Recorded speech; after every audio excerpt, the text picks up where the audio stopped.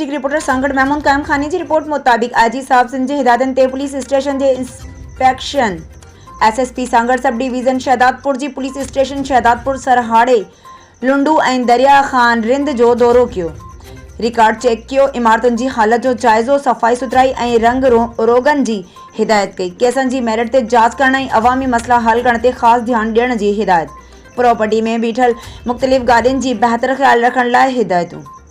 IG साहब सिंध पारां police स्टेशननि जे inspection जे हवाले सां ॾिनल हिदायतुनि ते SSP Sanghar captain Saddam Hussain sub division Shahdadpur जे पुलिस स्टेशन सरहाणे लुंडू दरिया खान रिंद ऐं शहदादपुर जो दौरो कियो। दौरे दौरान एसएसपी मुहर्रर ऑफिसरनि जो रिकॉर्ड लॉकअप ऐं गोदाम भी चेक कियो ऐं सरकारी इमारतुनि जी हालत जो मुआयनो कयो ऐं इमारतुनि जी सफ़ाई सुथरा जी इंतज़ामनि खे वधीक बहितर करण ऐं उन्हनि खे रंग रोगन करण ते ज़ोर ॾिनो। ऑफिसरनि ऐं अहलकारनि जी हाज़िरी पिणु चेक कई।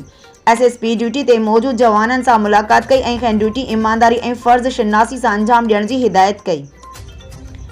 दौरे दौरान पुलिस थाणे जे एसएचओज़ ऐं इन्वेस्टिगेशन ऑफिसरनि खे हिदायत कई त इहे केसनि जी मेरिट ते जांच कनि ऐं केसनि में इश्तिहारी ऐं रूपोश जवाबदारनि जी गिरफ़्तारी जा फ़ौरी हुकुम जारी कया। हिन चयो त ॾोहर इनक़िलाब क्रैकडाउन खे वधीक तेज़ कयो वञे ऐं शहरियुनि जी जान व माल जी तहफ़्फ़ुज़ खे यकीनी बणायो वञे।